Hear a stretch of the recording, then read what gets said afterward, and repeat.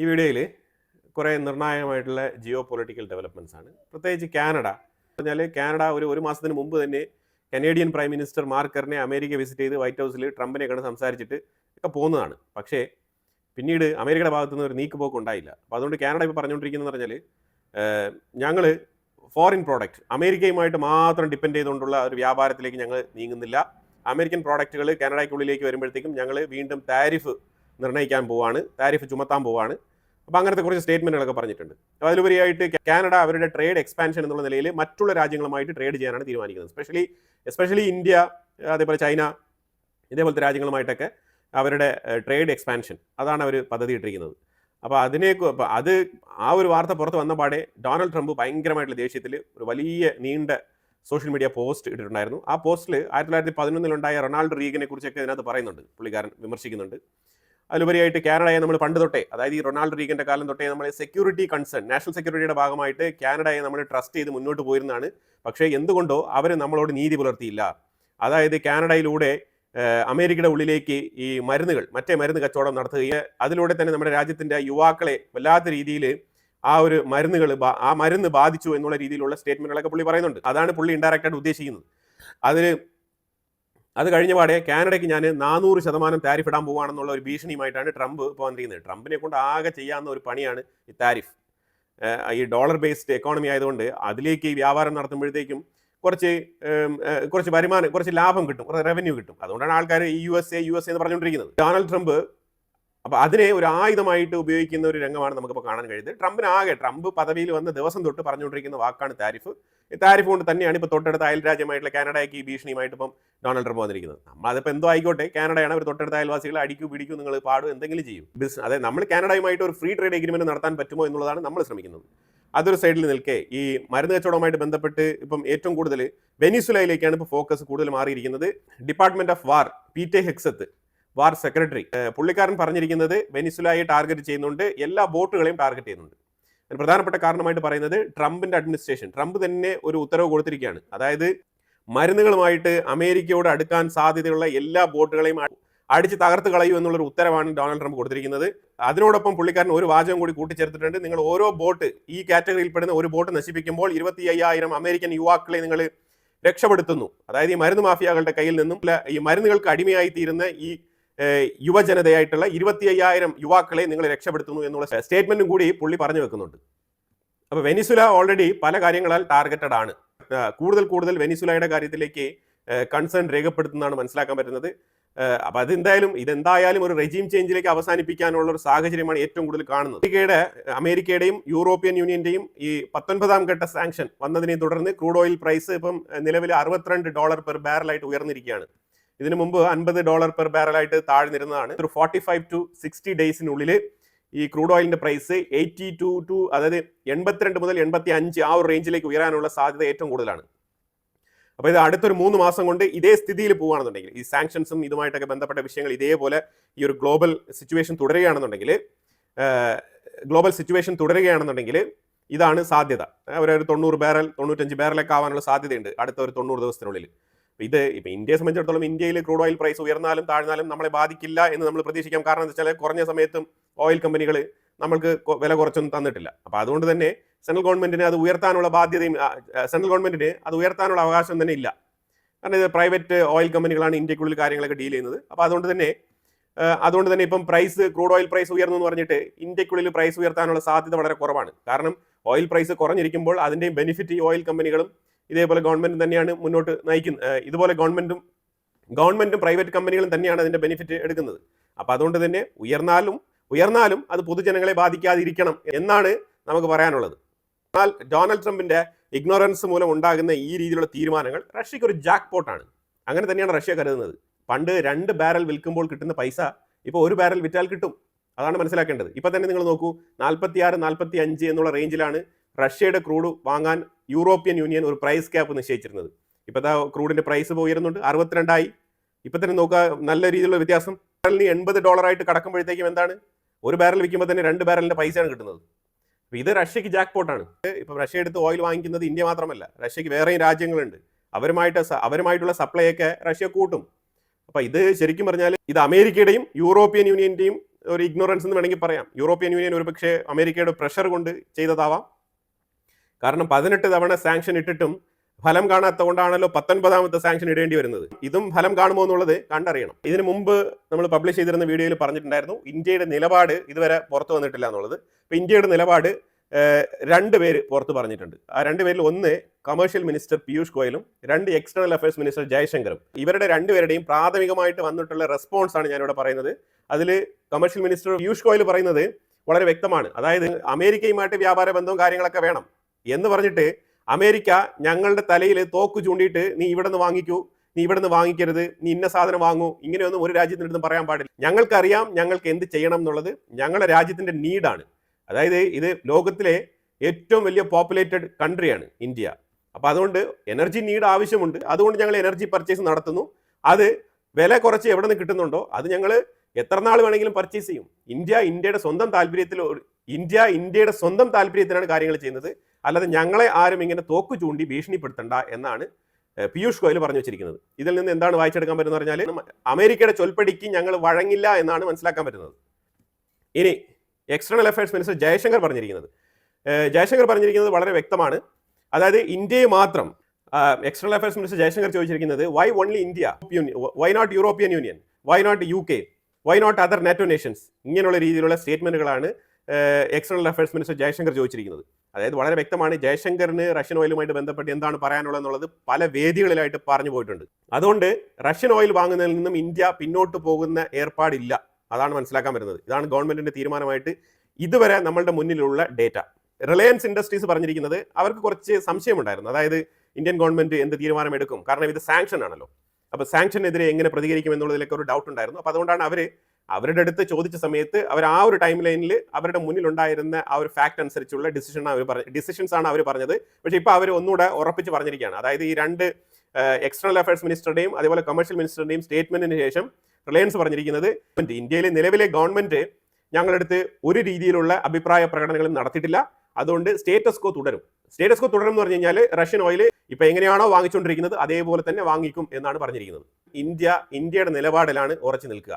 അവർക്ക് വേണമെങ്കിൽ മൈക്കിന്റെ മുന്നിൽ വൈറ്റ് ഹൗസിൽ അവരുടെ സ്പോക്സ് പേഴ്സൺ കാരോലിന ലെവിറ്റിനെ വെച്ചിട്ട് പല രീതിയിലുള്ള സ്റ്റേറ്റ്മെന്റുകൾ, പ്രസ്താവനകൾ, ഇന്ത്യ ഡിസംബർ വരെ എണ്ണ വാങ്ങിക്കുമെന്ന് ഞങ്ങളത് പറഞ്ഞിട്ടുണ്ട് എന്നൊക്കെ അവർക്ക് ഡയലോഗുകൾ ഇറക്കാം.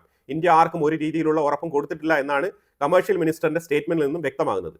കാരണം ഡിസംബർ വരെ നമ്മൾ വാങ്ങിക്കാനുള്ള പെർമിഷൻ അമേരിക്ക എടുത്ത് വാങ്ങിക്കേണ്ട ആവശ്യമില്ല. അതാണ് പീയൂഷ് ഗോയൽ പറഞ്ഞു വെച്ചത്.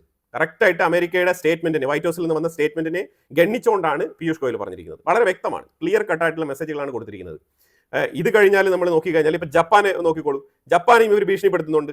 ജപ്പാൻ ഏതാണ്ട് LNG എന്ന് പറയുന്നത് ഇപ്പം റഷ്യയിലെ LNGയുടെ പ്രോജക്റ്റ് ആയിട്ട് ഷാക്ലിൻ 2 എന്ന് പറഞ്ഞ പ്രോജക്റ്റ്, ആ പ്രോജക്റ്റിൽ നിന്നും 75% LNG കൊടുക്കുന്നത് ജപ്പാനിലോട്ടാണ്. റഷ്യ ടു ജപ്പാൻ റിലേഷൻഷിപ്പ് നിങ്ങൾ നോക്കൂ. ഇതിനകത്ത് G7 രാജ്യങ്ങളിൽ ഒരു രാജ്യമാണ് ജപ്പാൻ. എന്തുകൊണ്ട് G7 രാജ്യമായിട്ടുള്ള ജപ്പാൻ ഇത്രയും ബോൾഡായിട്ട് തീരുമാനമെടുത്ത് അമേരിക്കയുടെ നിർദ്ദേശങ്ങൾക്ക് വഴങ്ങാതെ അവർക്ക് മുന്നോട്ട് പോകാൻ കഴിയുന്നു എന്ന് പറഞ്ഞു കഴിഞ്ഞാൽ അമേരിക്ക കച്ചവടം നടത്തുന്നുണ്ട്. അപ്പൊ G7-ൽപ്പെട്ട അമേരിക്കയ്ക്ക് അത് ചെയ്യാമെന്നുണ്ടെങ്കിൽ G7-ൽപ്പെട്ട ജപ്പാൻ അത് ചെയ്യാൻ പറ്റും. അപ്പോൾ അതുകൊണ്ട് ജപ്പാന്റെ പുതിയ പ്രൈം മിനിസ്റ്റർ നിലപാട് ഇതാണ്: ഞങ്ങൾക്ക് ഞങ്ങളുടെ രാജ്യത്തിന് ഇന്നത്തെ സാഹചര്യത്തിൽ വളരെ കംഫർട്ടബിൾ ആയിട്ടുള്ള അഫോർഡബിൾ പ്രൈസിൽ കിട്ടുന്ന സാധനമാണ് LNG റഷ്യയിൽ നിന്നും. അത് ഒഴിവാക്കാൻ ഞങ്ങൾ തയ്യാറല്ല എന്നുള്ളത് അവിടുത്തെ നിലവിലെ പ്രൈം മിനിസ്റ്റർ ടക്കേച്ചി പറഞ്ഞിരിക്കുന്നത്. ജപ്പാനൊക്കെ അമേരിക്ക എടുത്ത് പെർമിഷൻ ചോദിച്ചിട്ടാണോ റഷ്യയിൽ നിന്നും ഇപ്പോൾ LNG പർച്ചേസ് ചെയ്തുകൊണ്ടിരിക്കുന്നത്? അപ്പോൾ അതുകൊണ്ട് അമേരിക്കയ്ക്ക് എന്ത് വേണേലും പറയാം. കാരണം അവരെന്തെങ്കിലും പറയും, അവരെ ആരും ചോദ്യം ചെയ്യരുത്. ഇത് ഇപ്പോഴല്ല, പണ്ട് തൊട്ടേയുള്ള കീഴ്വഴക്കമാണ്. അതിനെയാണ് ഇന്ത്യയെ പോലത്തെ രാജ്യങ്ങൾ ഇപ്പം ചേർത്ത് നിന്ന് ചോദ്യം ചോദിക്കുന്നത്. അത് തീർച്ചയായിട്ടും ട്രംപിനെ പോലുള്ള ആൾക്കാരെ ചൊടിപ്പിക്കും. കാരണം Trump far right, I am the original American എന്ന് വിളിച്ച് പറഞ്ഞുകൊണ്ടിരിക്കുന്ന ആളാണ് ട്രംപ്. പുള്ളിക്കാരൻ്റെ ആൻസെസ്റ്റേഴ്സ് ഒക്കെ വന്ന് താമസിച്ചത് മൈഗ്രൻ്റ് ആയിട്ടാണെന്നുള്ളത് പുള്ളിക്കാരന് തന്നെ വളരെ വ്യക്തമായിട്ട് അറിയാം. എന്നാലും അതൊക്കെ ഒരു സൈഡിൽ മാറ്റി നിർത്തിക്കൊണ്ട് പുള്ളിക്കാരൻ്റെ ഫാമിലിയിൽ തന്നെയുണ്ട്. പുള്ളിക്കാരൻ്റെ വൈഫ് വരെ ഇമിഗ്രൻ്റ് ആണ്. അപ്പോൾ ആ രീതിയിൽ വന്ന ഒരു വ്യക്തി ഒറിജിനൽ അമേരിക്കൻ എന്നുള്ള നിലയിലൊക്കെ സ്റ്റേറ്റ്മെന്റുകളൊക്കെ പറഞ്ഞുകൊണ്ട് മറ്റുള്ളവരെ താഴ്ത്തിക്കെട്ടുന്ന ഒരു ഏർപ്പാടുണ്ടല്ലോ, അത് ട്രംപിന്റെ സൈഡിൽ ഉണ്ട് എന്നുള്ളത് ഒരു വസ്തുതാപരമായിട്ടുള്ള യാഥാർത്ഥ്യമാണ്. ഇനി നമ്മൾ യൂറോപ്യൻ യൂണിയന്റെ ഹിപ്പോക്രസി അതും കൂടി നമ്മളൊന്ന് ഇവിടെ നോക്കി പോകേണ്ടതുണ്ട്. യൂറോപ്യൻ യൂണിയൻ ഇപ്പം പറഞ്ഞുകൊണ്ടിരിക്കുന്നത് വെച്ചാൽ യൂറോപ്യൻ യൂണിയന്റെ കമ്മീഷണറായിട്ടുള്ള ഉർസുല വോണ്ടർലൈൻ 3 ഇന്ത്യൻ കമ്പനികൾക്കെതിരെ സാങ്ഷൻ കൊണ്ടുവന്നിട്ടുണ്ട്. ഈ 3 ഇന്ത്യൻ കമ്പനികൾക്കെതിരെ ഇതിന് മുമ്പ് തന്നെ സാങ്ഷൻ ഉണ്ട്.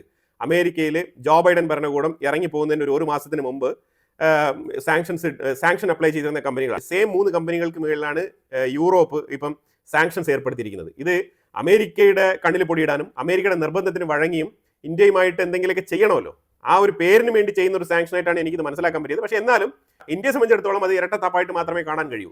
കാരണം ഒരാളെ പ്രീണിപ്പിക്കാൻ വേണ്ടിയിട്ട് സ്വന്തമായിട്ട് നിലപാടില്ലാണ്ട് മറ്റൊരു രാജ്യത്തിനെതിരെയുള്ള നിലപാടെടുക്കുക എന്നുള്ളത്.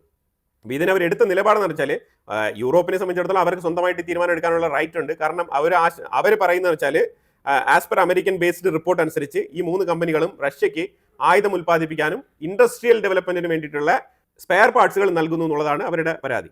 അതിന്റെ പേരിലാണ്, ഈ സെയിം റീസന്റെ പേരിലാണ് കഴിഞ്ഞ ഡിസംബറിൽ അമേരിക്ക ഈ 3 കമ്പനികൾക്കെതിരെയും സാങ്ഷൻ കൊണ്ടുവന്നത്. അതേ സെയിം 3 കമ്പനികൾക്ക് മേളിലാണ്. കാരണം അഡീഷണൽ ആയിട്ട് വേറെ കമ്പനികളൊന്നും അവർ ഇതിനകത്ത് ഉന്നയിച്ചിട്ടില്ല. അവർക്ക് അതിന് താല്പര്യമില്ല. അതിന് കാരണം യൂറോപ്പ് വല്ലാത്ത സാമ്പത്തിക പ്രതിസന്ധിയിലാണ്. അപ്പോൾ അതിപ്പം മെർസ് ഫ്രെഡറിക് ജർമ്മനിയുടെ ചാൻസലർ തന്നെ ഇപ്പോൾ ഇതിനെക്കുറിച്ചുള്ള സ്റ്റേറ്റ്മെന്റ് പുറത്തിറക്കുന്നുണ്ട്. ഇപ്പൊ ജർമ്മനിയുടെ ചാൻസലർ ഇപ്പോൾ അമേരിക്കയുടെ കാല് പിടിച്ചുകൊണ്ടിരിക്കുകയാണ്. അത് ഞാൻ പറയാം എന്താണെന്നുള്ളത്. അപ്പം അതിനു മുമ്പ് ഈ ഉർസുല വണ്ടർലൈൻ മെൻഷൻ ചെയ്തിരിക്കുന്ന 3 കമ്പനികൾ, ആ 3 കമ്പനികളിൽ aero trust aviation private limited ഇതൊരു കമ്പനിയാണ്. Assent aviation India private limited ഇത് 2ാമത്തെ കമ്പനിയാണ്. ശ്രീ എന്റർപ്രൈസസ് ഇത് 3ാമത്തെ കമ്പനി. ഈ 3 കമ്പനികൾക്കുമാണ് സാങ്ഷൻസ് യൂറോപ്യൻ യൂണിയൻ കൊണ്ടുവന്നിരിക്കുന്നത്. ഓക്കെ, അത് ഒരു സൈഡിൽ ക്ലിയർ ആണ്. ഇതുവരെ യൂറോപ്യൻ പാർലമെന്റിൽ വായിച്ച് വലിയ രീതിയിൽ വോട്ടിട്ട് പാസ്സാക്കി റെഡിയാക്കി എടുത്തിട്ടുണ്ട്. ഇനിയിപ്പോൾ റഷ്യക്ക് ഈ 3 കമ്പനികളും കണ്ടിന്യൂസ് ആയിട്ട് സപ്ലൈ ചെയ്യാം. കാരണം ഇത് ഓൾറെഡി സാങ്ഷൻഡ് ആണ്. അപ്പോൾ അതുകൊണ്ട് ഇപ്പോൾ ഇവർക്ക് ഫ്രീ ആയിട്ട് റഷ്യക്കുള്ളിൽ എന്തും സപ്ലൈ ചെയ്യാനുള്ള ഒരു ലൈസൻസ് കിട്ടിയിരിക്കുകയാണ്. അപ്പോൾ അതുകൊണ്ട് റഷ്യൻ സപ്ലൈ എല്ലാം തന്നെ ഇപ്പോൾ ഈ ഒരു 3 കമ്പനികൾ തകൃതിയായിട്ട് ചെയ്യും. എന്തായാലും ഈ 3 കമ്പനികൾക്ക് വേണ്ടി സാങ്ഷൻ ഉണ്ട്. അപ്പോൾ അതുകൊണ്ട് അത് മുന്നോട്ട് പോകും. ജർമ്മനി ആണെങ്കിൽ വല്ലാത്ത പ്രതിസന്ധിയിലാണ്. ഏതാണ്ട് 2,70,000 ആൾക്കാരുടെ ജോലി നഷ്ടപ്പെട്ടിട്ടുണ്ട്. ഇതെല്ലാം തന്നെ മാനുഫാക്ചറിംഗ് ഇൻഡസ്ട്രീസിൽ പണിയെടുത്തുകൊണ്ടിരുന്ന ആൾക്കാരുടെ ജോലിയാണ് നഷ്ടപ്പെട്ടിരിക്കുന്നത്.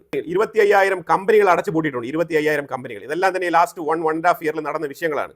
അതുപോലെ 60 ബില്യൺ യൂറോയുടെ നഷ്ടം സംഭവിച്ചിട്ടുണ്ട് ഈ വക കാര്യങ്ങൾ കൊണ്ട്. അപ്പോൾ ഇത് ജർമ്മനി പുറത്തു പറയുന്ന കാര്യങ്ങളാണ്. ജർമ്മനിയിലെ മെർസ് ഫ്രെഡറിക് പറയുന്നത് റഷ്യയുടെ റോസ്നെഫ്റ്റ് എന്ന് പറഞ്ഞ ആ ഒരു എണ്ണ കമ്പനിയുടെ മേലിലുള്ള സാങ്ഷൻസ് എടുത്ത് മാറ്റണം. അത് സാങ്ഷൻസ് പ്രഖ്യാപിച്ച പിറ്റേ ദിവസം ജർമ്മനിയുടെ ചാൻസലർ പറയുകയാണ്, ജർമ്മനി യൂറോപ്യൻ യൂണിയനിൽ എത്ര ഇമ്പോർട്ടൻ്റ് ആയിട്ടുള്ള ഒരു രാജ്യമാണ്. ജർമ്മനിയുടെ റവന്യൂ തകരുക എന്ന് പറഞ്ഞു കഴിഞ്ഞാൽ യൂറോപ്പിന്റെ മൊത്തത്തിൽ തന്നെ ഒരു അൺസർട്ടനിറ്റിയാണ് നമ്മൾ നോക്കിക്കാണേണ്ടത്. അതായത് ഒരു പതർച്ച, ഒരു എക്കണോമിക് അൺസർട്ടനിറ്റി. പ്രധാനമായിട്ടും ജർമ്മനിയിൽ ഇങ്ങനെ ഒരു പ്രശ്നം വരുന്നുവെങ്കിൽ യൂറോപ്യൻ യൂണിയനിലെ മറ്റുള്ള രാജ്യങ്ങളെയൊക്കെ കമ്പയർ ചെയ്ത് നോക്കിക്കഴിഞ്ഞാൽ ഇത് വല്ലാത്ത തകർച്ചയിലേക്ക് പോകുന്നു എന്നാണ് മനസ്സിലാക്കാൻ പറ്റുന്നത്. അപ്പോൾ അതോടൊപ്പം ഒരു വിഷയം കൂടി സംഭവിക്കുന്നുണ്ട്. നെതർലാൻഡ് ചൈനയുടെ ഒരു കമ്പനിയെ അവരുടെ കമ്പനിയാണ് എന്ന് അവകാശപ്പെടുന്നുണ്ട്. അത് ഒരു വലിയ ബ്ലണ്ടറായിട്ട് ചൈനയ്ക്ക് ഇപ്പോൾ അത് മനസ്സിലായിട്ടുണ്ട്. UK 2 മാസങ്ങൾക്ക് മുമ്പ് ചൈനയുടെ ഇതേപോലത്തെ ഒരു കമ്പനിയെ അവർ സ്വന്തമാക്കിയിട്ടുണ്ട്. അതിന്റെ സ്റ്റേക്കിലും കാര്യങ്ങളിലൊക്കെ വ്യത്യാസം വരുത്തിക്കൊണ്ട് അവർ സ്വന്തമായിട്ട് എടുത്തിട്ടുണ്ട്. അതേപോലത്തെ ഒരു നടപടിക്ക് മുതിരുകയാണ് നെതർലാൻഡ്. ഇതാണ് ഈ വെസ്റ്റേൺ രാജ്യങ്ങളുടെ ഉള്ളിൽ പോയി കമ്പനി ഇടുമ്പോഴത്തേക്ക് ഉണ്ടാകുന്ന പ്രശ്നങ്ങൾ. അതായത് ആ കമ്പനി നന്നായിട്ട് പോകുന്നു, അത് അവർക്ക് അവരുടെ രാജ്യത്തിന്റെ മാനുഫാക്ചറിംഗ് ഇൻഡസ്ട്രിക്ക് വളരെ ഇമ്പോർട്ടൻ്റ് ആയിട്ടുള്ള വിഷയങ്ങളാണെന്നൊക്കെ കരുതി കഴിഞ്ഞാൽ അവർ വെച്ചാൽ ആ കമ്പനി അങ്ങ് സ്വന്തമായിട്ട് അങ്ങ് എടുക്കും. ഇതുപോലെ മോഷണം നടത്തുന്ന ഏർപ്പാട് യൂറോപ്പിൽ ഇങ്ങനെ ഉടനീളം തുടരുകയാണ്. നെതർലാൻഡിന് ഒരു വലിയ ഇമ്പോർട്ടൻസ് ഉണ്ട്. അതായത് സെമി കണ്ടക്ടർ മേഖലയിലാണ് ഇതിന്റെ പ്രത്യേകത. ASML എന്ന് പറഞ്ഞൊരു കമ്പനി, ഈ ഒരു ഒറ്റ കമ്പനിയാണ് ലോകത്തെമ്പാടുമുള്ള ചിപ്പ് നിർമ്മിക്കാൻ വേണ്ടിയിട്ടുള്ള ടെക്നോളജി സപ്ലൈ ചെയ്യുന്ന ഒരു കമ്പനി. അതായത് ഇവർ നിർമ്മിക്കുന്ന ഒരു സ്പെഷ്യൽ മെഷീൻ ഉണ്ട്. ആ മെഷീനറി വേണം ലോകത്ത് എവിടെയും ചിപ്പ് നിർമ്മിക്കണം എന്നുണ്ടെങ്കിൽ, പ്രത്യേകിച്ച് നാനോ ചിപ്പുകളൊക്കെ നിർമ്മിക്കണം എന്നുണ്ടെങ്കിൽ തീർച്ചയായിട്ടും ഈ കമ്പനിയുടെ സപ്പോർട്ട് ഇല്ലാണ്ട് പറ്റില്ല. ഈ ആഗോളതരത്തിൽ അതാണ് മനസ്സിലാക്കേണ്ടത്. ലോകത്ത് വെച്ചിട്ട് എവിടെ വേണേലും ഇപ്പോൾ സിംഗപ്പൂർ ചിപ്പ് മാനുഫാക്ചറിങ് സ്റ്റാർട്ട് ചെയ്യുന്നു, ഇന്ത്യ ചിപ്പ് മാനുഫാക്ചറിങ് സ്റ്റാർട്ട് ചെയ്യുന്നു, അതേപോലെ ചൈന സെമി കണ്ടക്ടർ സ്റ്റാർട്ട് ചെയ്യുന്നു, അമേരിക്ക സെമി കണ്ടക്ടർ സ്റ്റാർട്ട് ചെയ്യുന്നു, എല്ലാം ഓക്കെ. പക്ഷേ എന്തെല്ലാം സാമഗ്രികൾ കിട്ടിയാലും ഈ ASML എന്ന് പറഞ്ഞ ഒറ്റൊരു കമ്പനി അവർ ആ ഒരു പ്രോഡക്റ്റ് ഡിനൈ ചെയ്ത് കഴിഞ്ഞാൽ അതൊരു മോണോപോളി പ്രോഡക്റ്റ് ആണ്. അവരുടെ ആ ടെക്നോളജിയുള്ള ഒറ്റൊരു പ്രോഡക്റ്റ് ASML എന്ന് പറയുന്ന പ്രോഡക്റ്റ് കിട്ടുന്നില്ല എന്നുണ്ടെങ്കിൽ ലോകത്ത് എവിടെയും ചിപ്പ് നിർമ്മിക്കാൻ പറ്റില്ല. ഇതൊരു യാഥാർത്ഥ്യമാണ്. അപ്പം ഈ നെതർലാൻഡുമായിട്ട് ഒരു നെഗോസിയേഷനാണ് എപ്പോഴും ആവശ്യമുള്ളത്. പക്ഷേ എന്ന് വെച്ചിട്ട് അവർക്ക് ചിപ്പ് മാനുഫാക്ചറിങ്ങിലോ അല്ലെങ്കിൽ ഈ സെമി കണ്ടക്ടറിൽ മോണോപോളി ഉണ്ടെന്ന് പറഞ്ഞിട്ട് അവരുടെ കയ്യിൽ ഒരു യൂണീക്ക് ആയിട്ടുള്ള ഒരു ടെക്നോളജി ഉണ്ടെന്ന് പറഞ്ഞാൽ അത് വലിയ സംഭവം തന്നെയാണ്, ഇല്ലാന്നില്ല. പക്ഷേ അതേസമയം അതിനെ ഒരു അഡ്വാൻറ്റേജ് ആയിട്ട് എടുത്തുകൊണ്ട് ചൈനയുടെ കമ്പനി ഞങ്ങളുടെയാണ് എന്ന് പറയാനുള്ള അവകാശം ആർക്കില്ല. അത് ഈ കമ്പനി നെക്സ്പീരിയ എന്നാണ് ഈ ഒരു കമ്പനിയുടെ പേര്. ഈ നെക്സ്പീരിയ എന്ന് പറഞ്ഞ കമ്പനിയാണ് നെതർലാൻഡ് അവരുടെ കമ്പനിയായിട്ട് മാറ്റാനുള്ള ശ്രമം നടത്തി അനൗൺസ്മെന്റ് ചെയ്തിരിക്കുന്നത്. അപ്പോൾ ഇതിനെതിരെ ചൈന വല്ലാത്ത രീതിയിൽ പ്രതിഷേധിച്ചിട്ടുണ്ട്. അപ്പോൾ ഇതിനൊരു ചർച്ച നടത്താൻ വേണ്ടിയിട്ട് ജർമ്മനിയുടെ ഫോറിൻ മിനിസ്റ്റർ പുള്ളിക്കാരൻ ചൈനയിലേക്ക് വരാം എന്നുള്ളൊരു മീഡിയേഷന് വേണ്ടി, അന്യന്റെ സ്വത്തുക്കൾ ഇവരുടെയാണെന്ന് ഇവർ അവകാശം പറയുക, എന്നിട്ട് അതിനൊരു മീഡിയേഷന് വേണ്ടി ആളെ അയക്കുക.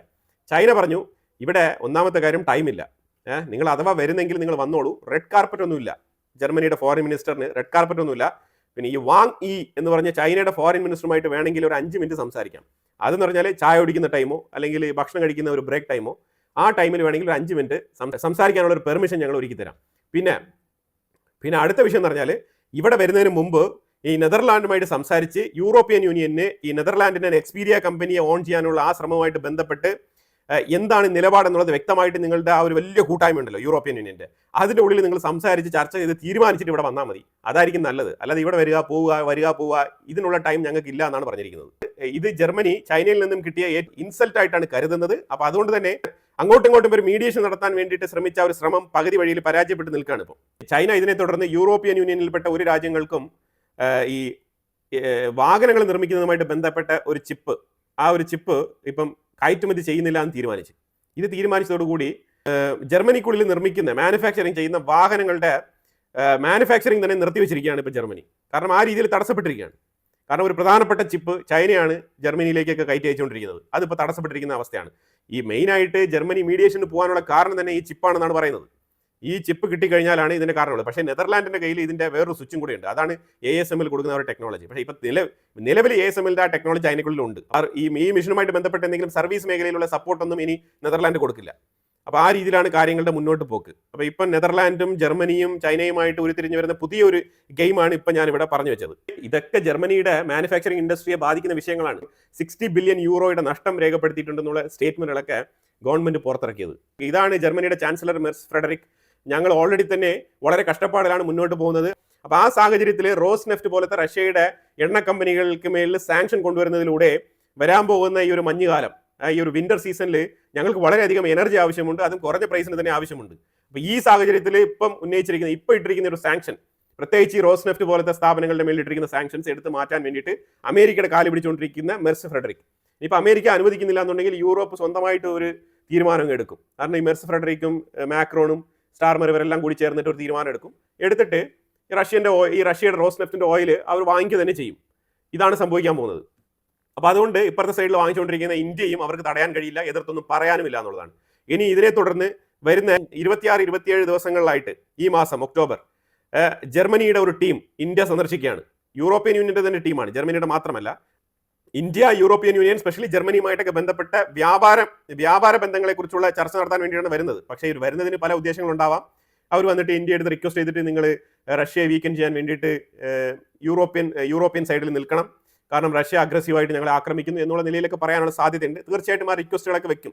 അതിനോടൊപ്പം അവർ വ്യാപാര ചർച്ചകൾ മുന്നോട്ട് കൊണ്ടുപോകും. അപ്പോൾ അതായത് ഒരു സൈഡിൽ ക്യാരറ്റും മറ്റൊരു സൈഡിൽ സ്റ്റിക്കും കൊടുത്തുകൊണ്ടുള്ള ട്രംപിന്റെ അതേ രീതിയിലുള്ള ഒരു പോളിസി ആയിരിക്കും ജർമ്മനിയും മുന്നോട്ട് വെക്കുന്നത്. ഒരു സൈഡിൽ ഇന്ത്യക്ക് ട്രേഡ് ചാനൽ ഓപ്പൺ ചെയ്യാം, മറ്റൊരു സൈഡിൽ ഇന്ത്യ ഞങ്ങളോടൊപ്പം നിൽക്കണം എന്നുള്ള രീതിയിലുള്ള ഒരു ടേംസ് ആൻഡ് കണ്ടീഷൻസ് ആയിരിക്കും അവർ വെക്കാൻ ഉദ്ദേശിക്കുന്നത്. പക്ഷേ ഇന്ത്യ പഴയ ഇന്ത്യ അല്ല, ഇന്ത്യ ഒരുപാട് മാറിയിട്ടുണ്ട്. ഇന്ത്യ ഈ ഒരു ക്യാരറ്റ് സ്റ്റിക്ക് ആ ഒരു ഫോർമുലയിൽ നിൽക്കില്ല. ജർമ്മനി അതേപോലെ യൂറോപ്യൻ യൂണിയൻസ് ഇന്ത്യയുമായിട്ട് ട്രേഡ് തന്നാലും ഇല്ലെങ്കിലും ഇന്ത്യക്ക് ഒരു നിലപാടുണ്ട്. ഇപ്പം ആ നിലപാടിൽ ഉറച്ചു നിൽക്കത്തേ ഉള്ളൂ. അമേരിക്ക ആണെങ്കിൽ ചൈനയുടെ കാല് പിടിക്കാനുള്ള ഏർപ്പാട് ട്രംപിന്റെ അഡ്മിനിസ്ട്രേഷൻ ഇപ്പം ഉപദേശിച്ചിട്ടുണ്ട്. കാരണം വേറെ ഒന്നുമില്ല, ഇപ്പൊ ഈ മെഡിസിൻ ഇൻഡസ്ട്രി ഉണ്ടല്ലോ, അമേരിക്കയുടെ ഉള്ളിൽ തന്നെ ഉൽപ്പാദിപ്പിക്കുന്ന ചില മരുന്നുകൾ, ആ മരുന്നുകളിൽ ചില മരുന്നുകൾക്ക് 4, ചില മരുന്നുകൾക്ക് 5, ചില മരുന്നുകൾക്ക് 6, ഇങ്ങനെ പലതരത്തിലുള്ള കമ്പോണൻസ് ആവശ്യമുണ്ട് മരുന്ന് നിർമ്മിക്കാൻ, ഈ റോ മെറ്റീരിയൽസ് ആയിട്ട്. അപ്പോൾ ആ റോ മെറ്റീരിയൽസിൽ മിനിമം ഒരു മരുന്നിന് 3 കമ്പോണന്റ് എങ്കിലും ചൈനയിൽ നിന്ന് വരേണ്ടതുണ്ട്. ഇതും കൂടി ചൈന നിർത്തിവെക്കാനുള്ള സാധ്യതയുണ്ട്. അപ്പോൾ ഇതൊക്കെ ഈ റെയർ എർത്ത് എലമെന്റ്സുമായിട്ട് ബന്ധപ്പെട്ട വിഷയങ്ങളിൽ ഇതും കൂടി കൊള്ളിച്ചുകൊണ്ട് അടുത്ത ഘട്ട തീരുമാനത്തിലേക്ക് പോകാനുള്ള സാധ്യതയുണ്ട് എന്നുള്ളൊരു മുന്നറിയിപ്പാണ് ട്രംപ് അഡ്മിനിസ്ട്രേഷൻ കൊടുത്തിരിക്കുന്നത്. അത് ഫാർമസ്യൂട്ടിക്കൽ കമ്പനിയുമായിട്ട് ബന്ധപ്പെട്ട ഫാർമസ്യൂട്ടിക്കൽ മാനുഫാക്ചറിംഗ് കമ്പനികളുമായിട്ട് ബന്ധപ്പെട്ട വിഷയത്തിൽ നടത്തിയ മീറ്റിംഗിലാണ് ഈ വിഷയം ചർച്ചയ്ക്ക് വന്നത്. അപ്പോൾ ട്രംപ് പറഞ്ഞിരിക്കുന്നത്, അതായത് ഇപ്പോൾ ചൈന ഇല്ലാതെ അപ്പോൾ അമേരിക്ക ഇല്ലേ എന്നുള്ളൊരു സർപ്രൈസിലേക്കാണ് ട്രംപ് ഇപ്പോൾ എത്തിയിരിക്കുന്നത്. അപ്പോൾ ട്രംപിൻ്റെ അടുത്ത് നൈസായിട്ട് പറഞ്ഞിരിക്കുന്നത്, നമ്മളൊരു കാര്യം ചെയ്യാം, വെളിയിൽ പല രീതിയിലുള്ള സ്റ്റേറ്റ്മെന്റുകളൊക്കെ കൊടുക്കാം, പ്രശ്നമില്ല, കാരണം നമ്മൾ അമേരിക്കയാണല്ലോ, മേക്ക് അമേരിക്ക ഗ്രേറ്റ് അഗൈൻ ആണ്. അപ്പോൾ നമുക്ക് ഒരിക്കലും പത്തി താഴ്ത്തി സംസാരിക്കാൻ പറ്റത്തില്ല. ഈ സൗത്ത് കൊറിയയിൽ പോയിട്ട് പതിയെ ഷീ ജിൻപിങ്ങിൻ്റെ അടുത്ത് രഹസ്യമായിട്ട് സംസാരിച്ച് എന്തെങ്കിലുമൊക്കെ ഒരു അന്തർധാര ഉണ്ടാക്കി ഞങ്ങൾ എന്തെങ്കിലുമൊക്കെ വിട്ടുവീഴ്ചകളൊക്കെ ചെയ്യാം, കുഴപ്പമൊന്നുമില്ല എന്നുള്ള രീതിയിൽ സംസാരിച്ച് ഷീ ജിൻപിങ്ങിനെ ഒന്ന് മയപ്പെടുത്തി എടുത്ത് എങ്ങനെയെങ്കിലും അമേരിക്കയ്ക്കുള്ള ഈ റോ മെറ്റീരിയൽസ് സപ്ലൈ ഒക്കെ വളരെ സ്മൂത്ത് ആയിട്ട് നടത്താനുള്ള സാഹചര്യം നമ്മൾ ഉണ്ടാക്കിയെടുക്കണം. ഇല്ലാന്നുണ്ടെങ്കിൽ നമ്മൾ പെടും എന്നുള്ളൊരു അഭിപ്രായം, എന്നുള്ളൊരു ഉപദേശം ട്രംപിന് കൊടുത്തിട്ടുള്ളതായിട്ടാണ് മനസ്സിലാക്കാൻ പറ്റുന്നത്. ട്രംപ് ആണെങ്കിൽ ഇപ്പം കിണഞ്ഞ് പരിശ്രമിക്കുകയാണ് ഷീ ജിൻപിങ്ങിനെ സുഖിപ്പിച്ച് എങ്ങനെയെങ്കിലും സൗത്ത് കൊറിയയിൽ വെച്ചിട്ട് മീറ്റിംഗ് നടത്താൻ വേണ്ടിയിട്ട്, അതായത് ഈ ഒരു ആസിയാൻ സമ്മിറ്റിലേക്ക് വരുന്ന സമയത്ത് സൗത്ത് കൊറിയയിലേക്ക് വന്നിട്ട് സംസാരിക്കാൻ വേണ്ടിയിട്ട്. കാരണം ഏഷ്യൻ സൈഡിൽ തന്നെയാണ് വരുന്നത്. മലേഷ്യയിലാണ് ആസിയാൻ സമ്മിറ്റ് നടന്നുകൊണ്ടിരിക്കുന്നത്. അപ്പോൾ ഈ സാഹചര്യം, അപ്പോൾ ഇങ്ങനെ ഒരു പ്ലാൻ ഇതിന്റെ അണിയറയിൽ ഒരുങ്ങുന്നുണ്ട്. ശരിക്കും ഈ ഒരു ടൈമാണ് ബ്രിക്സ് ശക്തിപ്പെടുത്താനുള്ള ടൈം.